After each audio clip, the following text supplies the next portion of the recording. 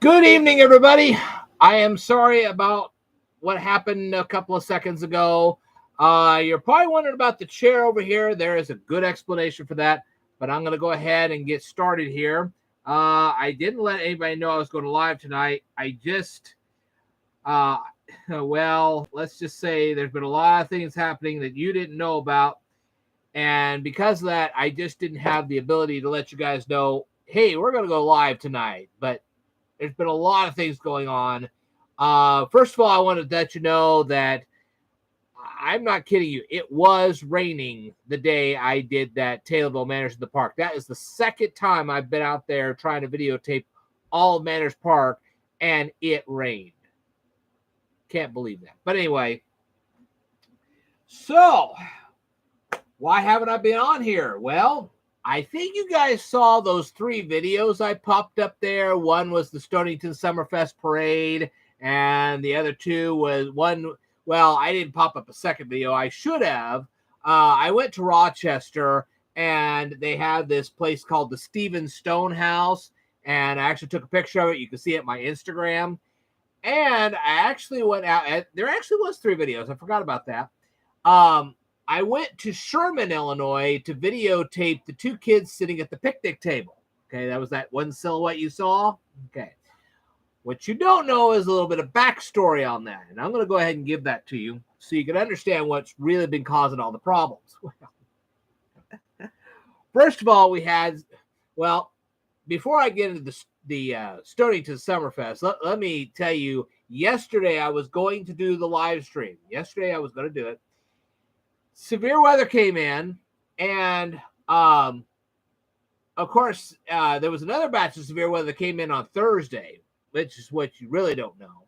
And I know I'm kind of backtrailing a little bit, but there is a good story behind this. Thursday, we had such severe weather.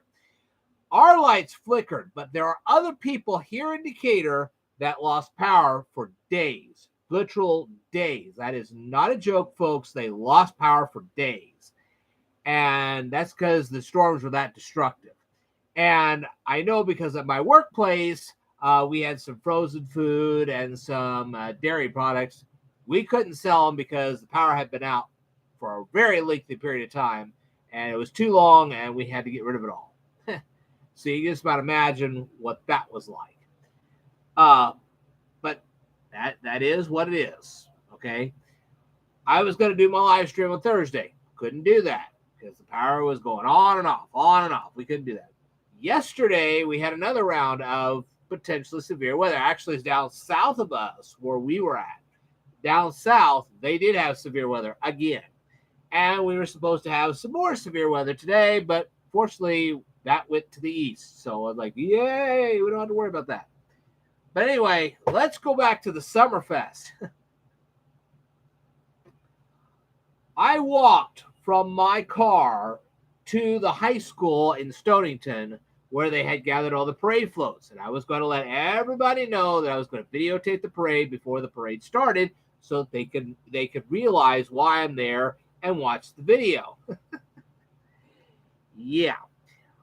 Well, you see, you have Mr. Pickup Truck over here and Mr. Parade Float over here, and there's a bar that's connecting the two.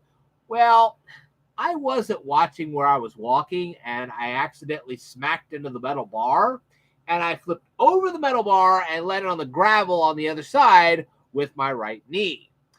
Well, my left leg took most of the damage, and I have had ice packs on it for almost 2 weeks now, and let's just say it's not been fun. But that's why I didn't do a live stream over my vacation. Now, you got to keep in mind that I had injured both of my legs, okay? And fortunately, and I really want to thank the nurses. Yeah, there were 2 nurses on a parade float. They both came down. They doctored my knee up as best they could, put some bandages on there, and whammo bammo, I was kind of back in business. Now, for the parade, I actually had to sit on the concrete. I couldn't walk. I literally could not walk. And I sat on the concrete and videotaped the whole parade. I sat there for 20 minutes, videotape. Now, that concrete was not cold. I can tell you that. It was kind of nice. It was hot. Okay.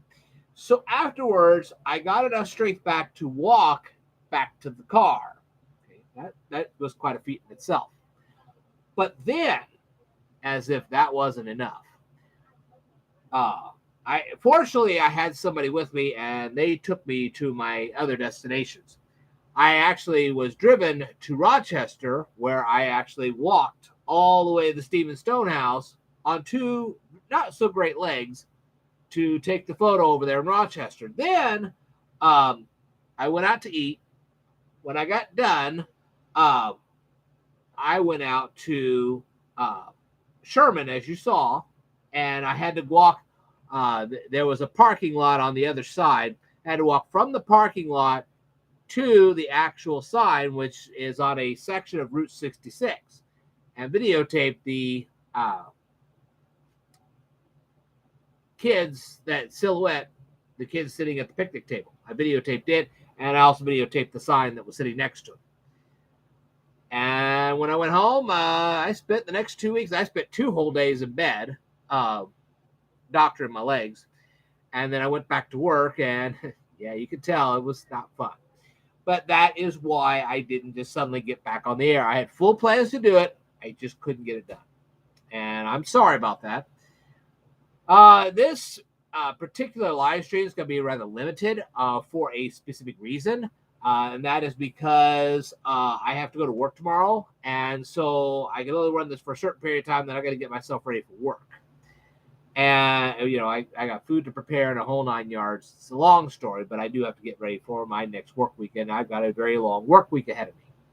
So there you go. Okay, but you didn't come here for a bunch of stories. You came here for videos. You came here to learn, and that is what is all important. Now, earlier today, I actually recorded a video for Rumble. I actually recorded 2 videos for Rumble. I've just got to get the actual pictures on the videos, and then they'll be up. Okay. I will tell you this. You say, well, wait a minute. Why'd you go to Rumble? Well, there is one thing about Rumble that is true. Okay. This is a simple fact. You don't have to have 4,000 hours of watch time, and you don't have to have 1,000 subscribers or whatever. Now, I know about the YouTube Partner Program Lite. I know about it. And that program says, well, you only have to have 3,000 hours of watch time and 500 subscribers. I know about that. I get it. However,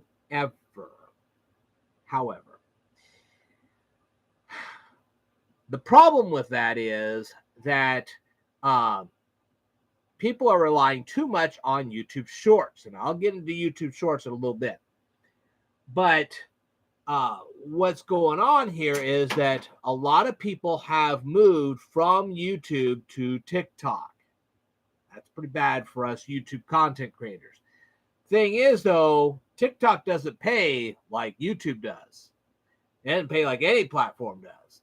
And so, therefore, YouTube is actually the better platform to actually earn money than TikTok. As a matter of fact, YouTube has a lot more options to get paid than TikTok. So TikTok may be more popular, but you'll get a better deal over here. I promise you that. But what about Rumble? Okay. Well, when it comes to Rumble, all right, yes, you don't have to have those big time requirements. But the thing is that hardly anybody goes over there to watch anything other than certain types of content. And these certain types of content you won't really find over here on YouTube. They go over there for that. But the thing is, if you're not producing content like that, you're not going to get a whole lot of views over there. And therein lies your problem, because you're trying to earn money from Rumble, but you can't, because even though you don't have the requirements, you also don't have the audience either. See what I mean? And so, even though I've got some videos over there, just trying to see what I might be able to make, it's like a desert gulch over there. You really have to attract an audience to do that, and I'm just not doing it. So, I got some videos over there. Yes, that's true, but I wouldn't devote a whole lot of time to it. Not until they get a bigger audience. not until they actually want to see everything on Rumble. YouTube is a far better platform than Rumble is right now when it comes to trying to get what you want, which is the partnership. I know it's a big struggle getting the partnership here, but it can be done. And one of these days I'll be able to pull it off, and I'll tell you how. But what really must happen at this point is that the people on TikTok need to come back to YouTube.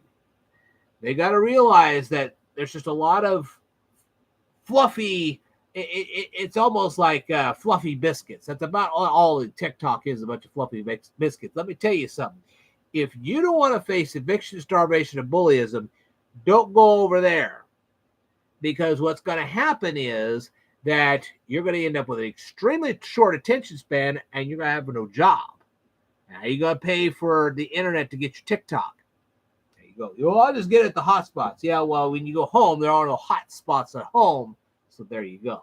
All right. For those of you who have been playing around with Peacock, they shut Peacock off of anybody who was not a big-time internet subscriber with them. Now you say, well, the ones that are supposed to get a 2-year extension on their Peacock.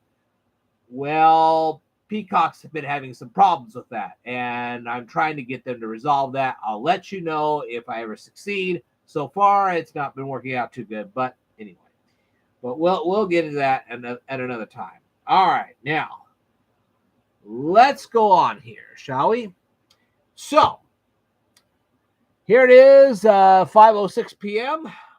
There is some rainstorms that are supposed to come in the area. They're not going to be near as bad as what they were. I did have to do some shopping today. My leg is still recovering. It's been 2 weeks, but it is finally recovering to some degree. And let's just, I'm going to do a few videos tonight, and I got a lot more notes than what you are aware of. And if I don't get through all of them tonight, then there'll be another day.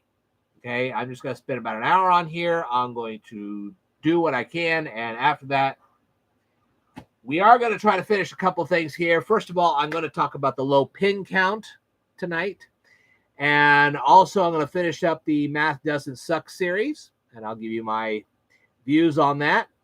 And I'm going to try to get that FASB video done, finally get that out of the way, and then we'll try to move on from there.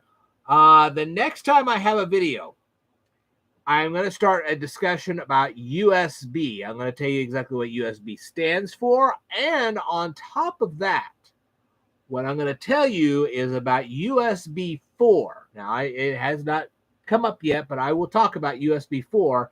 And this is called Thunderbolt.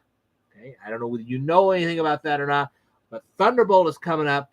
And your more expensive machines have a USB 4 port, and more machines are going to have this USB 4 port, and it's going to be faster data transfers, that kind of thing. So be aware of USB 4 Thunderbolt. Furthermore, there is going to be ATSC 3.0. I'm going to be talking about that. It is becoming quite the thing here on YouTube. I've been seeing a lot of videos about it, and it is coming. Trust me, it is. Would I invest in the big boxes yet? No, I would not. You're still going to have ATSC 1.0 for a while. There is an issue about digital rights management and all this other stuff. We won't get into that tonight, but there you go. Wow, a lot to cover in the future, but also we have Hot X Algebra Exposed. I don't have it up here right now. Oh, yes, I do. Summer reading project here, and it'll probably go well into the fall. We're going to be covering this as well. So we're not going to cover that tonight, but we will be covering that. I will be updating my memory videos. I will also be teaching Cursive soon, very soon.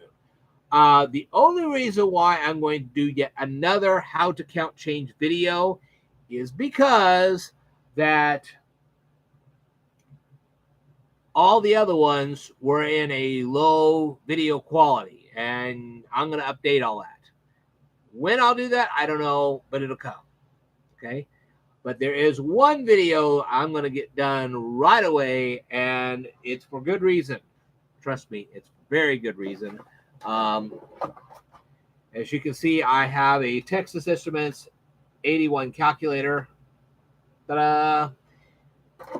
And what I've got to do is find me a card.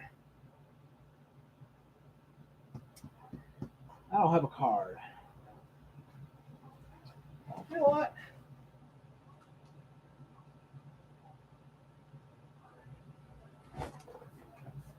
I'll use this. Okay. It's a card. It'll work. Okay. So, last thing I need to do is get my smartphone, and we're going to begin.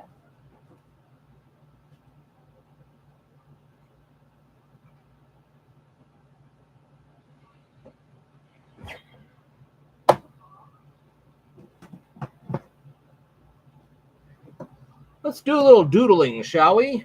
I'm sure you all like to do doodling.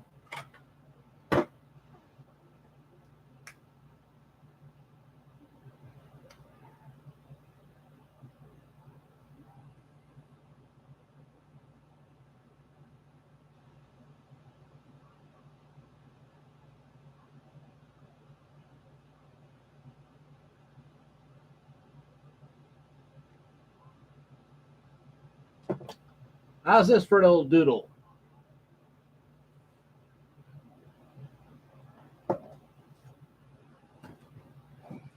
Okay. Let me see if I can move this down. Let's see.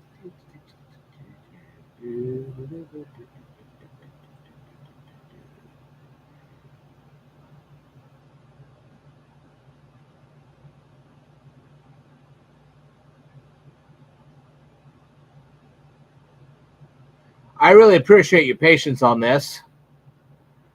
And believe me, there is also tonight, well, if I not tonight, one of these days soon, I'm going to be talking about what would happen if you turned on your task manager and you saw that 100% disks was being used. Well, there's a solution to that. And the first thing I would tell you right now, and I'm not going to tell you everything tonight, but the first thing I would tell you right now is to get rid of that Microsoft Office. You don't need it. Most people do not need Microsoft Office, even the word processor. You really don't need that. You can install the LibreOffice and get away with that. And believe me, we're going to be talking about that too. Here we go. Now I got the notes. So, yeah, sometimes with these little pauses, I can give you a little extra information. But if you have Microsoft Office, and you got to watch for the Microsoft Click to Run service, which is a part of Office, and there's a couple other things. There's like an STX, whatever it is, that it's part of Microsoft Office. Delete them all. That is causing your 100% disk space. There's a couple other things that are causing it too, and I'm going to cover more in detail very soon. And what Windows is trying to do, and I understand it, but it's just aggravating as thunder. They're trying to get you to switch to Windows 11, so they're putting everything they can into Windows 10 to cause it to slow down so massively that you're going to say, I'm tired of these computers. I'm going to shut it down. We're going to go into Windows 11, and there you go. You know what? You don't necessarily have to do that this year. Next year you do, because they're going to shut off service to Microsoft 10 in 2025. In 2024, because it's an election year, you're going to find prices to be a little bit cheaper, and I would suggest waiting one more year and finally switching over. I know it's going to be a big project for me, but we're going to flip it over and send it off. Okay, so there you go. Anyway, hopefully by then they'll have 2 terabyte SSD drives, and I'll explain what an SSD drive is and whatever throughout the entire winter. I got a whole winter to explain all this stuff to you. We're going to do Christmas in the Park again. Want to make a few notations. In August, you are going to see the Mount Pulaski Fall Festival Parade. In September, you're going to see the Labor Day Parade and the Mount Pulaski Fall Festival Parade. After that, no more parades. Okay, and that'll be the end for the year. All right, so anyway, you're going to see that, and that's all. Okay, so let's just get into this, shall we? Let's start with the first video.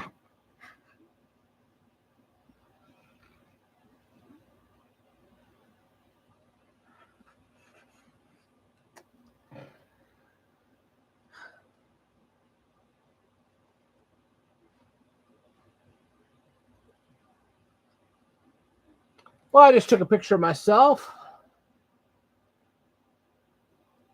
Let's try that again, shall we?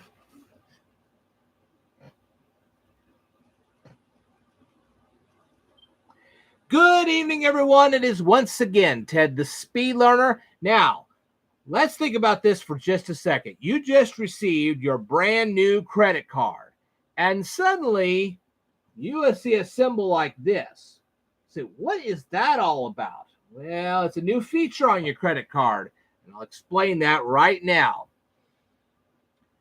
Now, before I tell you what the symbol is, I have to tell you who invented it. There is a cooperative that created this new type of technology. 3 credit card companies worked together to create this technology. The companies are known as Europay, MasterCard, and Visa. 2 of those you know very well. If you lived in Europe, you'd know about Europay as well. Now, these 3 companies, the Europay, the MasterCard, and the Visa, they came together and they created a new chip and tap payment system. This is why you have chips on your credit and debit cards.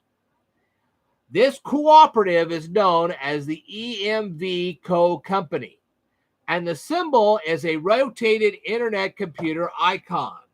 Okay, now what this means is that when you see this symbol, it says you are connected to the internet. That's what this is. It's all technology is based on that. Okay. Now, how does the technology work? Well, I'm going to show you how the technology works. We're going to pretend that this is your credit card, okay? I'm not going to show you my real credit card. That's not going to happen. But anyway, we're going to pretend that this is your credit card.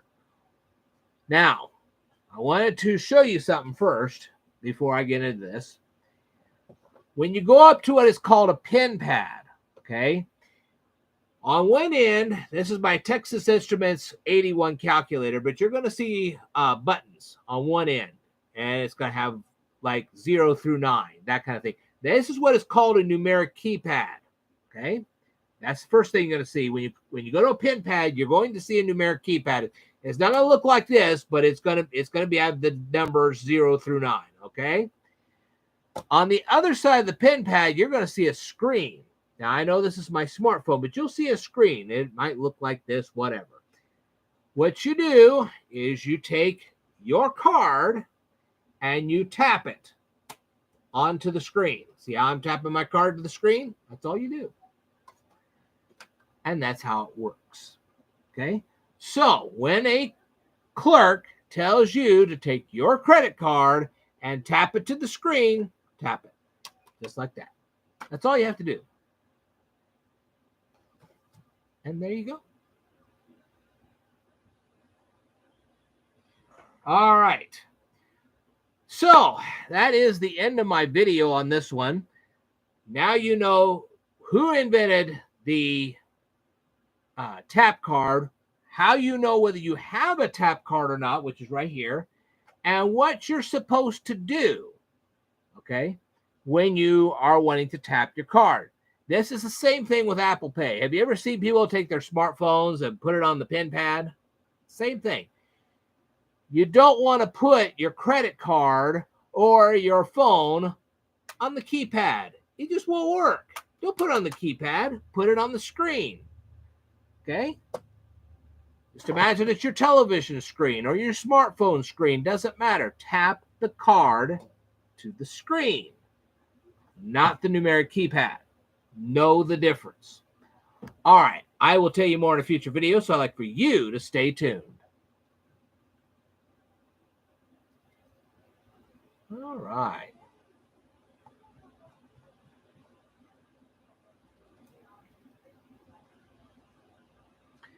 And I do appreciate you guys' patience.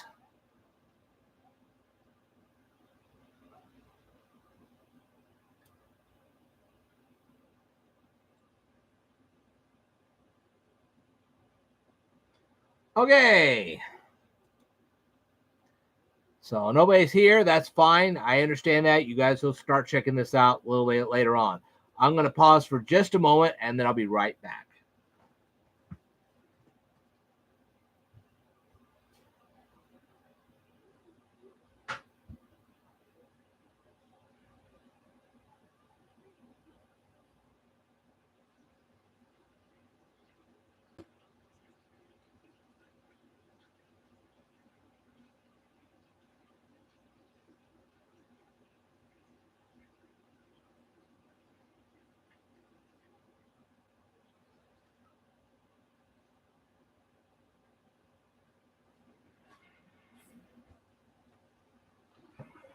Okay, let's resume the teaching. Yay! Okay, now.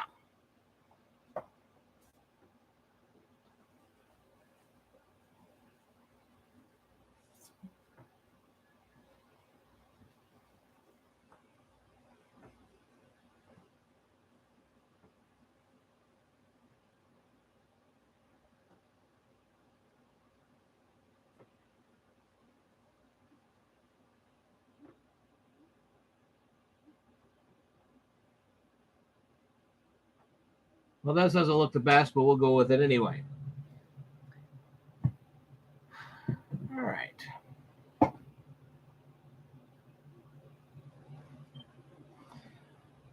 Let's try that again, shall we? I just wasn't quite ready.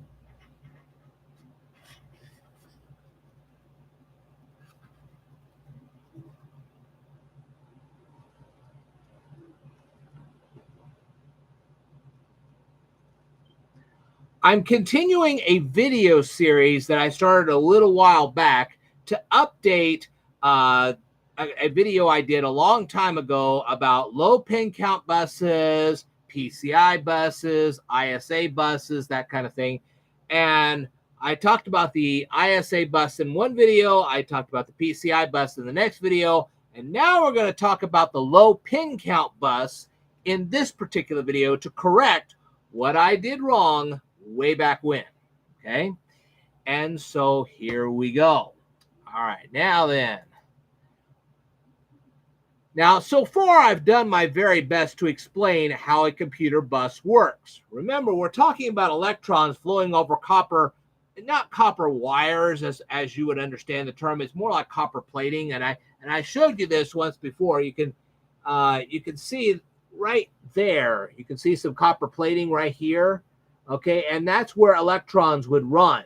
Okay, and for each little line here, one electron would flow across that little line. That's why you have so many of these little lines, because if you wanted to send 8 electrons, you'd have 8 lines. 16. If you want to send 16 at once, you have 16. So, but this process happens super, super fast. So as you're sending electrons across these copper plating things here, and I did explain that in my PCI bus video, it's traveling super fast. And the thing is that the more modern boards make it possible for those electrons to move even faster. Okay, so these things are moving at breakneck speed here. You couldn't even watch it with the naked eye. That's how fast these things are moving. And so that is what's happening here. You have these low pin count buses, which are sending electrons from your memory or wherever else they're sending it from to your CPU, and then the CPU sends it back along those same lines in the opposite direction. It can send it to your memory, it can send it to your keyboard, it can send it to your mouse, so on and so forth. There you go. Okay, so like I said, that you saw those copper lines. Each one carries one electron, but that electron moves very fast. So therefore, when it's sent the first electron across, it's so fast it can then go ahead and send a second one, and a third, and a fourth, and it travels it's super fast. That's all I can say. It's just super fast. Now, how fast these bits, because remember, these electron particles represent bits, okay? How fast they're sent is determined with a megahertz measurement. If you see 8 copper lines connecting one computer chip to another, then you can send 8 bits from one chip to the other at the same time. If you see 16, it sends 16. If you see 32 or 64, it does the same thing. And I actually have a web article that explains this a lot better right down here in the description below. Okay? Now, let me show you how this works. Okay? And if you go to computer class, you'll learn this right away. You have 1 byte equaling 8 bits. 1 byte equals 8 bits. That's the way it works. If you have 2 bytes, that's 16 bits. 4 bytes is 32 bits. 8 bytes is 64 bits. And so on and so forth. You get all the way up to 128 bytes, which is 1,024 bits. Okay? Now, what is a byte? Okay, it's real simple. A byte is like 1 character of the alphabet. Or you'd have a combination of 8 bits representing a number, okay, like it would be called a digit, okay? So you'd have 8 bits representing a digit. Well, the number 1 is a digit. So it's 2, 3, 4, 5, 6, 7, 8, 9, and 0. Okay? All of these numbers here are what they call digits. Okay? And 8 bits represents each one of those digits. If you want to look this up in what they call the American Standard Code of Information Interchange, you can look that up for yourself, and you'll see that there are 8 bits that represent 1, 8 bits that represent 2, and so forth, all the way to 0. You say, well, what about if you have the number 10? Well, if you have the number 10, you actually have 2 digits. The 1 is a digit, and the 0 is a digit as well. Okay, if you have the number 12, the 1 is a digit, the 2 is a digit. So you would have 8 bits representing the 1 and 8 bits representing the 2. And that's how that works. Okay, but it goes on. What if you've got a kilobyte of information? Well, that's 1,024 bytes, or 8,192 bits. That's a big number.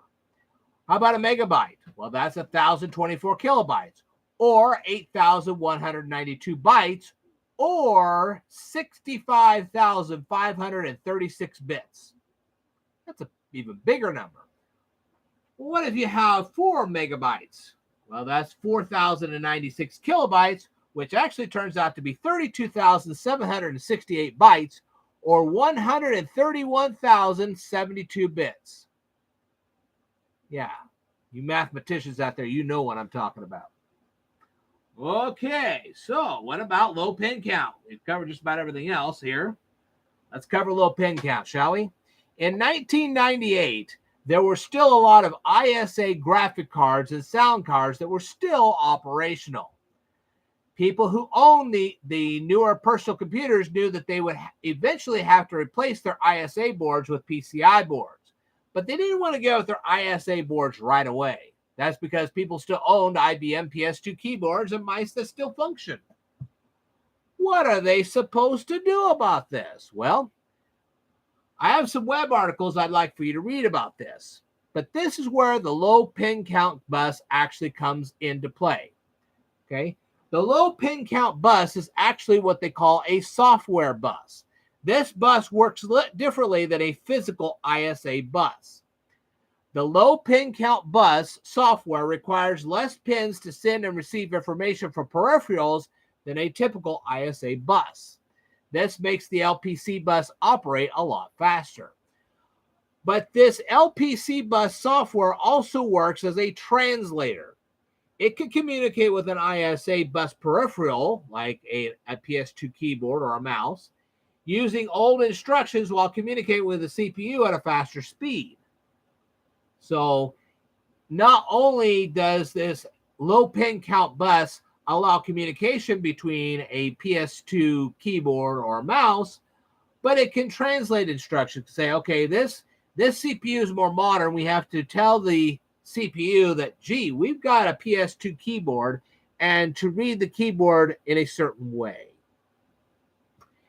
And that concludes my low pin count bus video. However, in the not too distant future, I am going to go ahead and do a video series on USB, and I'll go into what the acronym actually stands for in a whole 9 yards in a future video. So I want you to stay tuned for this, because I'm going to give you a whole bunch of details about USB, and you'll want to know all about it. All right, I will tell you more in a future video, so I'd like for you to stay tuned.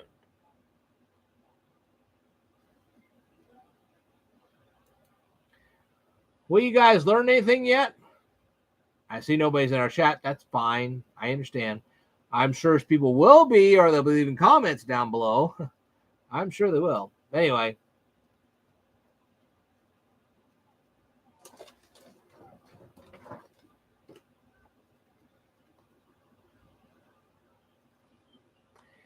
I'm going to conclude. Okay.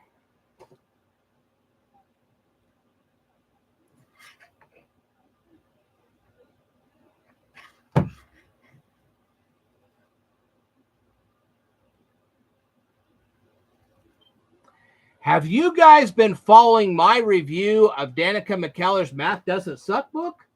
Well, today I'm going to conclude that review. I've read the last chapter of it, and I'm going to tell you all about it, and I'm going to give you my final evaluation of the whole book. Okay? How does Danica McKellar end this math book? She invites William Shakespeare to her classroom. If you can read and write in cursive and can easily read the King's English, this chapter will be very easy. Otherwise, well, this chapter is for the hopelessly romantic. Danica McKellar spares no expense as she invites Harry Burnett Reese and Milton Hershey to her classroom. And what does she serve them? She grabs some potatoes from her garden, and then she places a butter dish and a gravy bowl next to their plates. While Mr. Hershey and Mr. Reese are eating their potatoes, William Shakespeare is creating word problems using the X variable.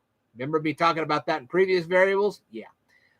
Good luck in reading his word problems if you can't read cursive. The topic of this chapter is how to utilize the X and Y variables for solving word problems. Let's see what Danica McKellar has in mind for this. As I explained in previous videos, if you see the words product of, then you are most likely multiplying two numerals together. Sometimes modern math teachers and tutors omit the word product and just use the preposition.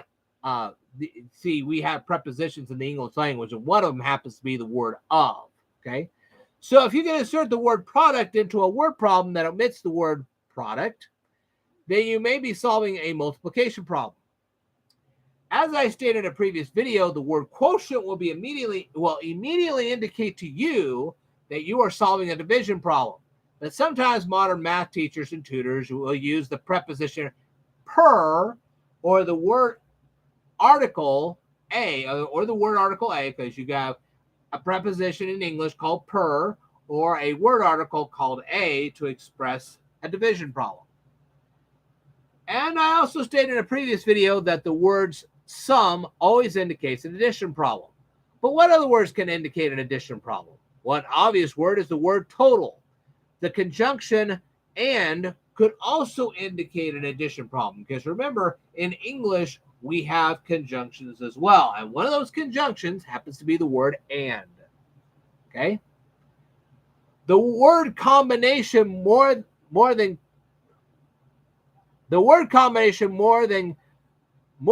okay, you have a word combination, and the phrase is more than, could indicate an addition problem, or it could indicate a greater than math problem. Tread that word combination carefully. The passive verb is and are. Okay, you have passive verbs in the English language as well, and one of them is and one of them is are. Those passive verbs usually indicates an equal sign. The interrogative adverb what, okay, yeah, we have interrogative adverbs in the English language as well. That they have an interrogative adverb, it's called what. That particular adverb can indicate the need to use a variable. This is also true of the phrase how much. Yes, the phrase, we have a phrase in English, it's called how much. It can indicate using a variable. Then Danica McKellar briefly revisits the makeup bag that she discussed in her previous chapter, and I discussed in my previous video. She adds a few twists to the makeup bag problem so she can help students practice using variables. This is how our book ends. So what do I think of the book? Well, overall, the book was kind of a useful guide for young ladies struggling with mathematics. I'll give you that. But I must state that the final 2 chapters took the long and winding road of algebra when it wasn't necessary. None of it was. You don't have to have William Shakespeare to know how to do algebra.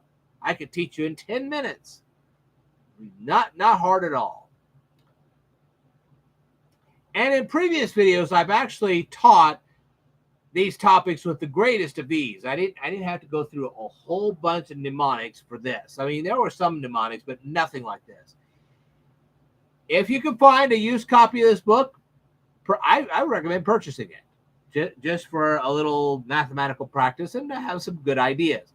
Otherwise, just save your money and watch my videos instead, okay? You don't need a new copy of this. If you find one used for about $2 or $3, go for it. But honestly, you don't need it, all right?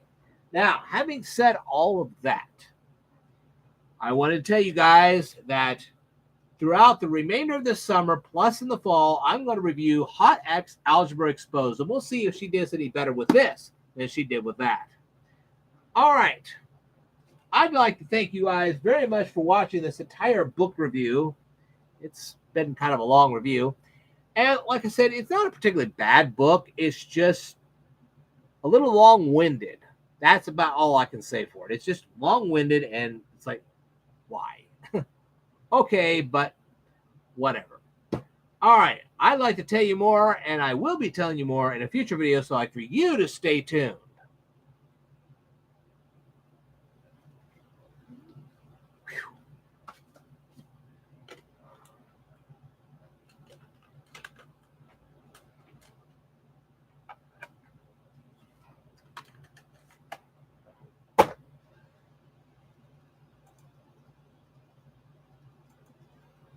What do you guys think about that so far?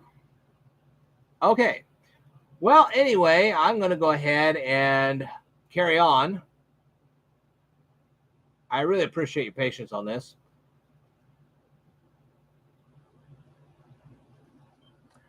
I'm now going to continue my video series on FASB statement number 3 by reading off the following and letting you guys do some research on this, okay?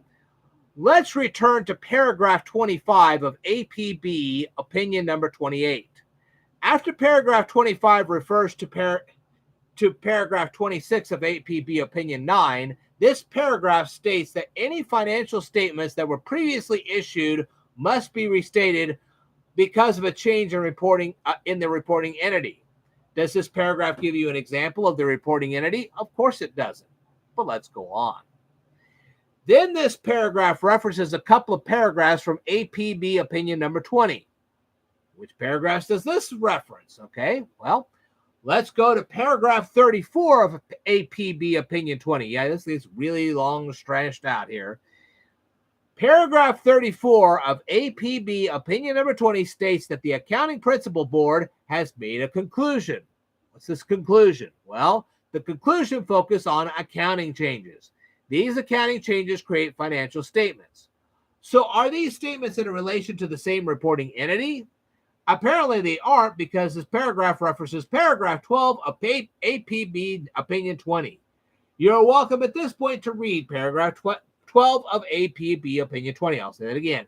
Paragraph 12 of APB opinion 20. Go ahead and read that and go on. And trust me, I can wait. If I can wait, so you can do whatever you want. Okay, so let's go back to paragraph 34 of APB opinion number 20. If these accounting changes generate financial statements that are now the statements of a different reporting entity, these accounting changes should be reported by restating the financial statements of all prior periods presented. This would show financial information for the new reporting entity. Does this paragraph illustrate the different reporting entity? Of course not. Why would it? Does this paragraph show illustrations of restated financial statements? You'd think they would, but no, of course not. Let's move on to paragraph 35 of APB Opinion 20. This particular paragraph discusses the subject of disclosure. It states that the financial statements of the period of a change in the reporting entity. I will stop right there. This paragraph doesn't show any financial statement illustration. It doesn't specify the period of the change. It doesn't clearly define what the reporting entity is referring to.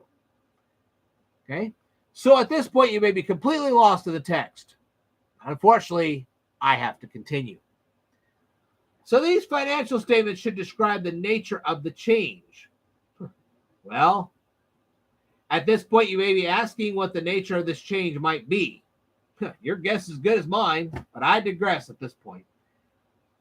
These financial statements should also state the reason for the change. If I knew what the nature of the change was, I could probably figure out why the change was made. I hope someone out there can fill in some of these blanks, because there's a lot of them. There are more things you must list on these financial statements. Oh boy, I'm so excited about this. The next thing you're supposed to disclose is the effect of the change on income before extraordinary items. Like, you know what these extraordinary items is. What is the effect of income and what are these extraordinary items? Well, paragraph doesn't clarify any of that. But this isn't the only thing you have to disclose on the financial statements. You have to show the effect of the change on income before net income and related per share amounts. Does this paragraph clearly define what a per share amount is? No, of course not. Why would it? I will let you read the rest of the paragraph. But this paragraph does reference paragraphs 56 through 65 and paragraphs 93 through 96 of APB opinion number 16. So now you have to go find APB and number 16. You have to read that too. I'll let you read those paragraphs when you have finished watching this video. Well, let's go on. We need to be tortured just a bit more. Let's move on to paragraph 26 of APB opinion 28.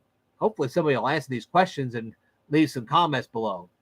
It starts with an effect of a change in an accounting estimate. What is this effect of a change in an accounting period? Well, I wish I knew, but I don't. Whatever this effect of a change in an accounting period is, we have to include a change in the estimated effective annual tax rate. Good. Wonder what any of that is. What is this estimated effective annual tax rate? Well, take your wildest guess, because I don't know. According to this paragraph, effect of a change in an accounting period should be accounted for in the period in which the change in estimate is made. Well, when is this period? Guess one day we might find out. This opinion clearly states that you should not restate previous reported interim information because you made changes in the estimates. Glad to know that. Why shouldn't you restate previously reported interim information? Well, hopefully somebody will watch this video and tell us. Of course, the paragraph continues with the word but. That's a good word. That means that some reported interim information will be restated. What's the reason for the restatement?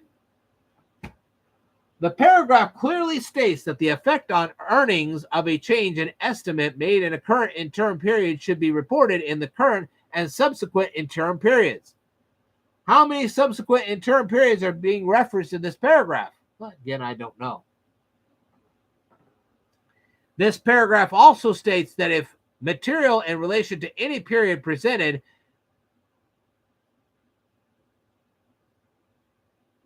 and should continue to be reported in the interim financial information of the subsequent year for as many periods as necessary to avoid misleading comparison. What are these misleading comparisons? This paragraph doesn't explain that. Let's go on with paragraph 26 of APB opinion 28. Well, the paragraph concludes by referencing paragraph 33 of APP Opinion 20. Let me say that again. You got to go to paragraph 33 of APB Opinion number 20 to find out the rest of it. I'll let you read that paragraph on your own.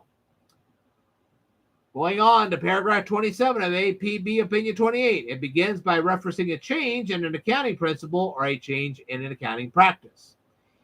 If a change in an accounting principle or practice is adopted in an interim period, and this change requires an adjustment for the cumulative effect of the change to the beginning of the current fiscal year, then something has to happen. What that event is, I don't know. According to the paragraph, this change should be reported in the interim period in the manner similar to that to be followed in the annual report. Well, I'm going to attempt to break this down, but I don't know that I'll succeed. So, you're dealing with a change in an accounting principle or a change in an accounting practice. Okay, so far so good. But this paragraph doesn't specify what accounting principles or accounting practices are being changed. So you have no clue what you're doing. We do know based on this paragraph that these changes are occurring in an interim period. Oh, that's good. So it's not going to be on the annual statement. Is this the first interim period or the last one? This paragraph doesn't specify which interim period this change is occurring in. The adoption of a change in an accounting principle or practice is requiring something, but it doesn't specify what it's requiring. It does specify that it's some kind of an adjustment. It doesn't say what adjustment it's requiring. According to this paragraph, the required adjustment involves the cumulative effect of the accounting principle or practice. But notice how long this sentence actually is. Let's examine the last part of the text carefully. This required adjustment will take place at the beginning of the fiscal year. Where will this change be reported? According to the paragraph, this required adjustment will be reported in the interim period. Which one? Let's say. Are we having fun yet? Then the paragraph specifies how this required adjustment will be reported in the interim period. The manner in which this change will be reported will be similar to that to be followed in the annual report. I regret to say that this paragraph doesn't illustrate any of the statements that I have just mentioned. But we aren't done with this paragraph just yet, of course not. But this paragraph continues. Then this paragraph details how the cumulative effect of a change in an accounting practice or policy should be calculated in an interim period. Well, but it doesn't show an illustration of this calculation, so we have no idea. You have to determine the effect of the change on the amount of retained earnings. When is this effect determined? It's determined at the beginning of the annual period in which the interim period falls. So this interim period is contained inside the annual period that you are examining. Like where?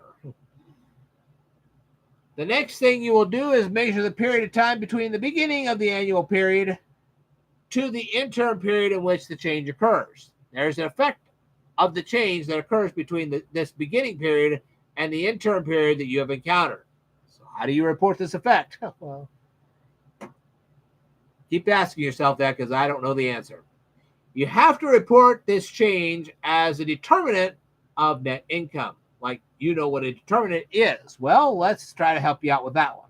The Latin noun terminus is defined as a boundary. So what you're setting up is some kind of a boundary. What is this boundary according to this paragraph? I regret to say this paragraph doesn't specify the boundary, so you have no idea. But the next part of this paragraph does give us a clue. It says that the determinant of net income is in the interim period in which the change is made. Woo! So you're making a change in a specific interim period, and you're extracting some kind of determinant of net income from this interim period document. Okay. But I wish I had a better explanation. Paragraph 28 of APB Opinion number 28 recommends that companies adopt any accounting changes during the first interim period of a fiscal year. Otherwise, this process becomes awkward. How does this become awkward? It can obscure the operating results and it can complicate the disclosure of interim financial information. How can this change obscure operating results. Well, again, the paragraph doesn't give an example. That's kind of obscurity. All right.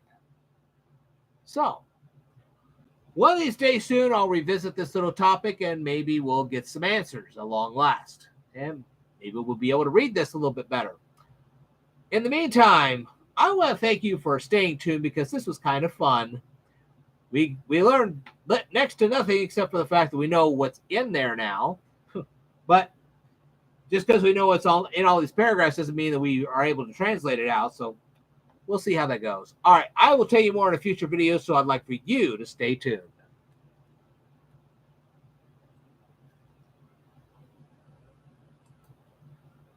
Wow.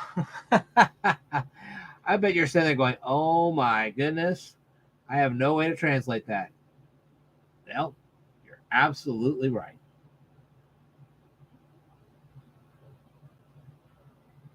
Anyway.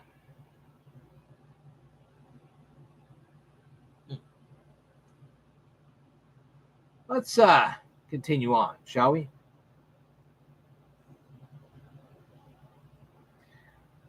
All right. How much do you know about computer cookies and keylogging? If you don't know anything about this, I might want to tell you about it because you know what? It could be very important, especially if you have problems with your computer. When you think about cookies, you probably remember the smell of fresh baked cookies that your mother or grandmother baked in their ovens. But computer cookies are just a little different.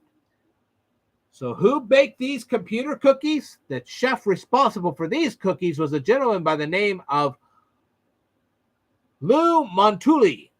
And if I got the pronunciation wrong, I want to apologize in advance. I'm sure that this particular information has just altered your vision of childhood cookie consumption.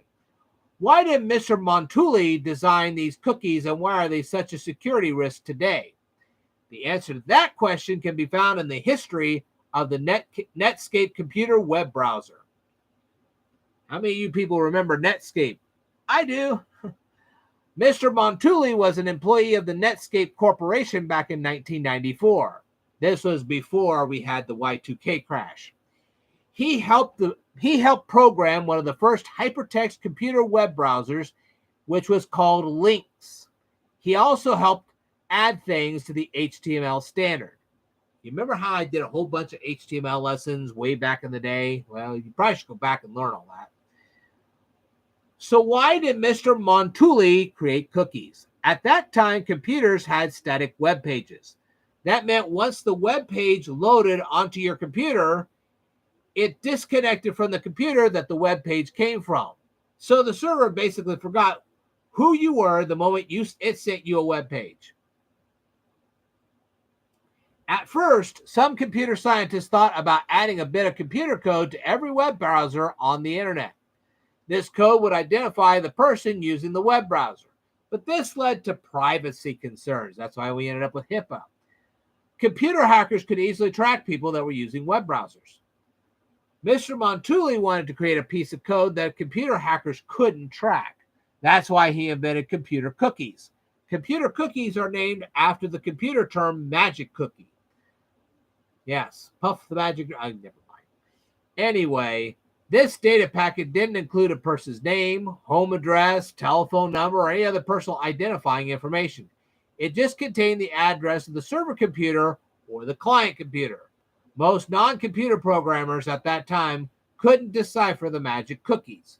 So it was a safe way for server computers to identify a client computer. So how did computer cookies actually work? Well, I have a web article about that, and I think I got a link to it right here. If I don't, I'll actually make sure there's one in there before I get done. The server would send a web form to a computer user. The computer user would insert information into the web form. When the computer user finished filling out the web form created a small hidden text file. This text file would be sent to the server that the computer user was interacting with. From that moment forward, the computer server would be able to recognize the computer user. And yes, I do happen to have a web article, and I will put it in the description.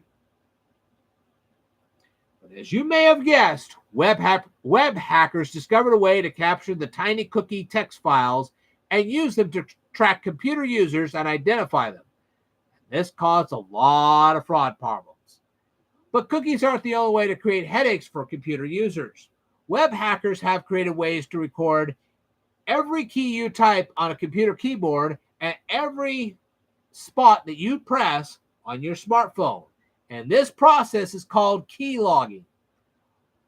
When you install TikTok or some other social media software on your phone or computer, you may be also installing keylogging and cookie software from the company from that company on your phone or computer. You may also end up inserting other tracking software on your computer. So what do you got to do to minimize this tracking software? The first thing you can do is find a piece of software that can disable TikTok's GPS tracking. You might find an opt-out section in the TikTok software. If you can't, I would install software that can block TikTok's GPS tracking, okay? First of all, I would install DuckDuckGo. That will help hide computer cookies from social media sites because DuckDuckGo doesn't store computer cookies in the same manner as Google does. But what about keylogging?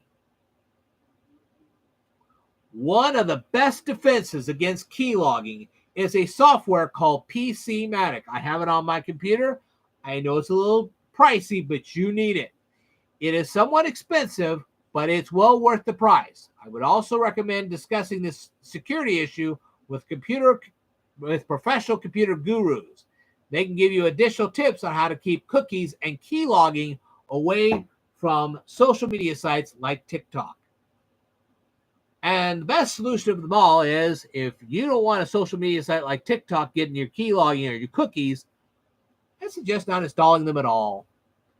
I know it's a little hard with YouTube, but at least YouTube is an American company. Think about that. Anyway, that's all I've got on this particular video. I'd like to tell you more in a future video, so I'd like for you to stay tuned.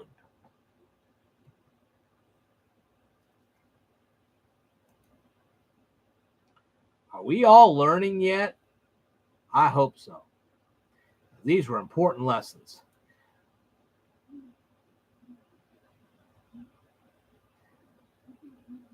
Now I'm going to skip down a little bit.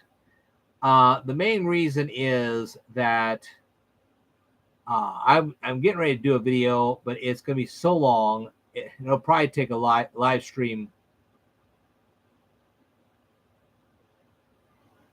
It'll take probably a live stream itself by the time I get done.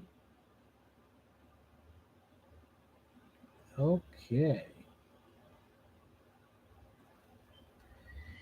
Do you guys recall that I've been updating some videos that I did a long time ago with the word bra in it? Well, this is another update, okay? And here we're going to discuss the Belfast Royal Academy. Now, the first thing I will do is show you where the Belfast Royal Academy is, okay? So the first thing I want you to do is right now, just kind of shrink my video down a little bit. And then I want you to go to Google Maps. And then I want you to look at the country that is north of the Celtic Sea and next to the country of England. This country is called Ireland, okay? Now take a look at Northern Ireland. You will see a city called Belfast. Inside this city, you will see an old church. It's called St. Anne's Cathedral. If you look just 2 miles north of the church, you will see the Belfast Royal Academy. When was the Belfast Royal Academy founded and who founded the school? Well, 20 years before the school was founded, some Belfast businesses bought some land and tried to create a liberal Presbyterian school. This land was adjacent to the St. Anne's Cathedral. After the school was completed in 1785, the businessmen appointed Dr. James Crombie to be the principal of the school. Dr. Crombie was born in December of 1730. He was the son of a mason, and he started his career as a schoolmaster. Eventually, he became a Presbyterian minister and was employed by a parish around 1760. In 1769, he decided to move to Belfast, Ireland. A minister by the name of Thomas Drennan passed away, and the church he was in charge of needed a new minister. So Dr. Crombie decided to take the place of the late minister. Dr. James Crombie helped create the Belfast Royal Academy. As I stated earlier, he was finally appointed to be the first principal of the school. The male students in the academy were required to pray at 7 a.m. and again at 8 p.m. These students weren't allowed to own dogs or firearms without the principal's consent. Dr. Crombie served as principal until he passed away. His successor, Dr. William Bruce, reduced the number of school holidays. This caused some students to become very angry, so they locked themselves into the mathematical room and refused to surrender until their demands were met. This incident was called the Bearing Out Incident. These students eventually surrendered. They were severely punished for their actions. The school was moved in 1880. The new building for the school was designed by a former Belfast Royal Academy student by the name of Robert Young. When the Belfast Royal Academy started teaching students, it only taught boys. But by 1880, this policy had changed. You can read the whole history of the Belfast Royal Academy from this website, which I'm going to put a link to in the description below. I want to thank you very, very much for tuning into this particular presentation, and I will tell you more in a future video, so I'd like for you to stay tuned.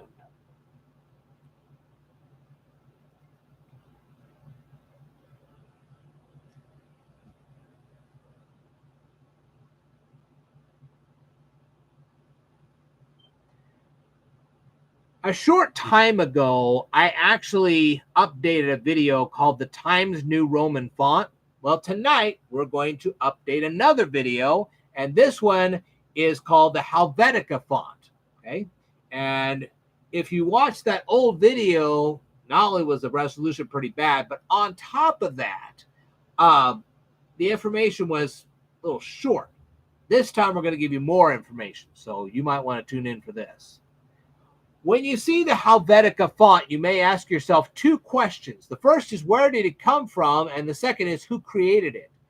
If you've ever consumed Lindt chocolates, then you know where the font came from. If not, you may be familiar with the type of cheese that has holes in it. Yes, I'm talking about Swiss cheese, and I'm also talking about Switzerland. But who created the Helvetica font?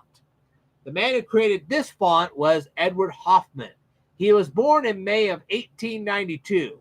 When he was 25 years old, he began to work at a type foundry that his uncle was the manager of. What is a type foundry, you may ask? It's a place where they forge metal letters that are used in the printing process. Okay? When Edward Hoffman began his work, he was using a familiar sans serif printing font, but he didn't like the font at all. Why didn't he like it? Well, I'll cover that in a future video. So in 1956, Edward Hoffman commissioned a freelance designer by the name of Max Alphonse Meetinger. And if I mispronounced that name, I apologize. And this guy produced a new font. Edward Hoffman and this Max, whatever his name is, based the new Helvetica font on the word hamburgers. There is a web article about this that I would like for you to read, and that link is down here in the description below. Mr. Hoffman and Mr. whatever his name is corresponded with each other through the years 1957 and 1958 as they collaborated on the creation of the Helvetica font. Their correspondence letters have been preserved in a book that you can buy online. Feel free to read the book. What is the name of the book? If you read the web article I recommended, then you know the name of the book. But if you didn't, then the title of the book is The Story of the Typeface, Helvetica Forever. So if you didn't read the web article I recommended to you, then you need to read a book called Story of a Typeface, Helvetica Forever. The new Helvetica font was finally released in 1959. I really hope you'll check out that book. All right, and check out the font too. I will tell you more in a future video, so I'd like for you to stay tuned.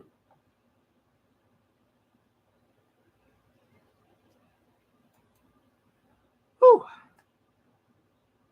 Sometimes I'm kind of glad there's nobody in the room because it gives me a lot of time to talk to you guys and tell you things that I really needed to tell you. But anyway, I bet you guys noticed that I posted a couple of YouTube shorts. You say, well, why? Because it was part of an experiment. And now I'm going to tell you the results of that experiment. But first, we got to get this up. Stand by. Yay! It just takes a moment. Let's see here. Let's see. Yes, that's what I want. I want to make sure I got the results in before I did this.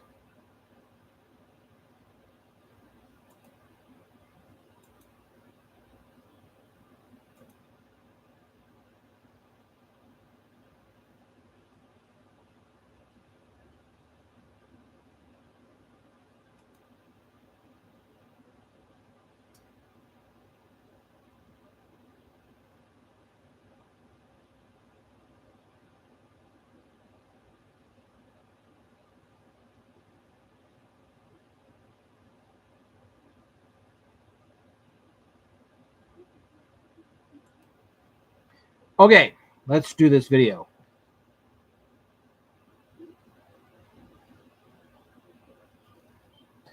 Recently, I conducted an experiment. That sounded terrible. Okay.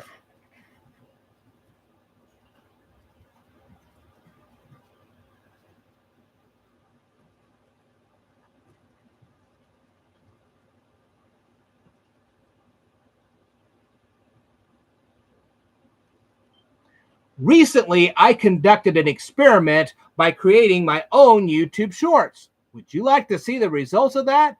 If you do, then all you have to do is click on the link in the description below, and I'll tell you all about it. See you then. Okay. Well, good evening, everybody. I thought I'd tell you guys about my... Let's try that again, shall we?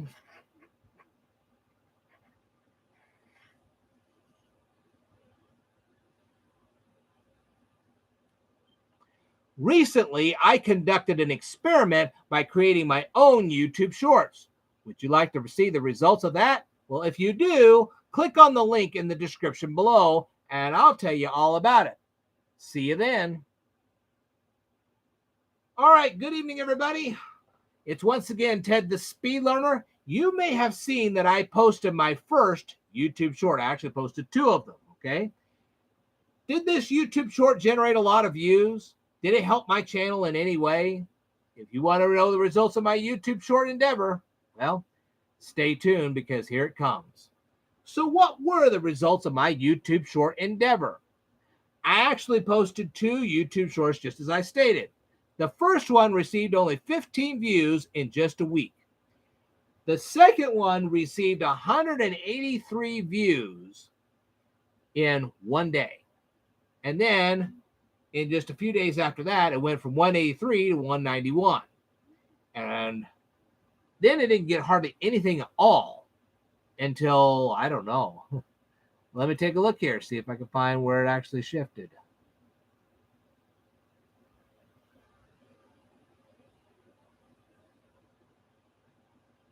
Well, by the end of May, I was still going at 191 views. Then May 23rd, I went to 192. Then around the 29th of May, it went to 193. And then the last day of May, it finally went to 194. And then the very next day, it got another view. And then around the 19th of June, it got another view. And apparently just today, well, no, yesterday, it got a view. And today it's gotten a view. So we're now up to 198 views. So you're like, wait, what? Wow, that's not really exciting. So,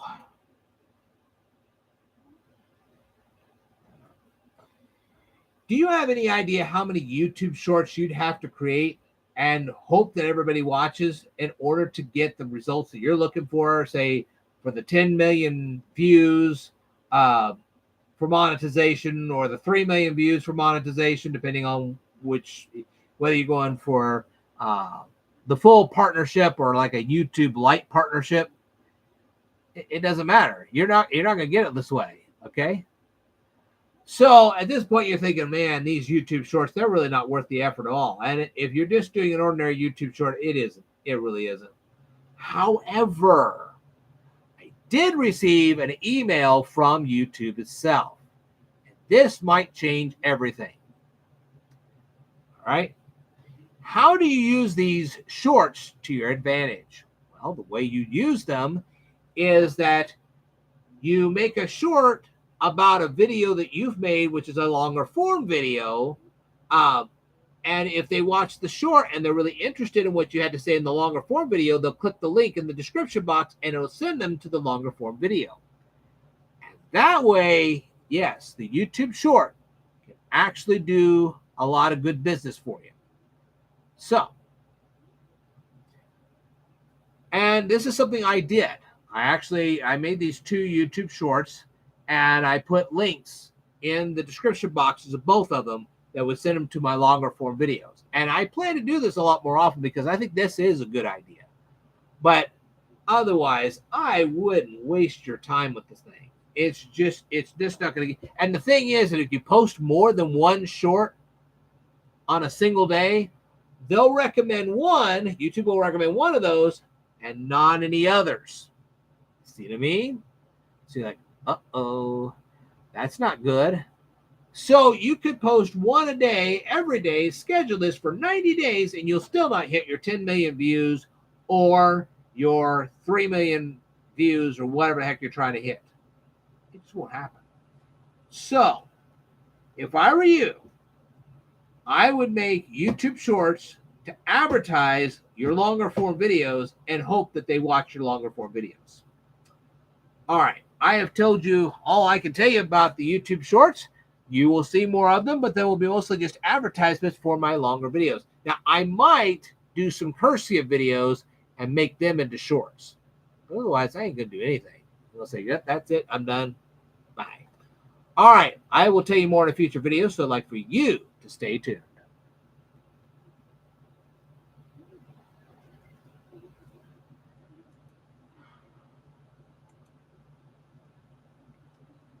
Well, honestly, I'd like to stick around and do more. I really would.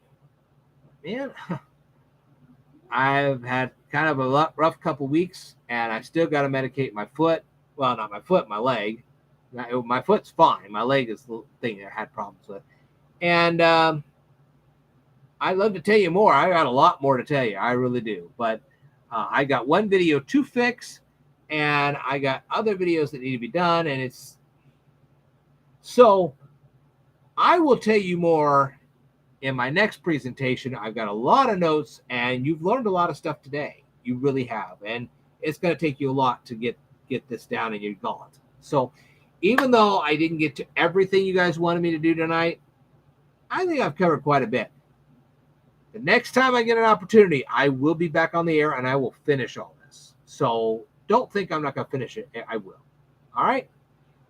When it comes to FASB statement number 3, if you guys are still watching, those notes will be in my fan page. I will also put the low pin count bus notes on my fan page, et cetera, et cetera. So don't think that I'm going to forget about all that. All right.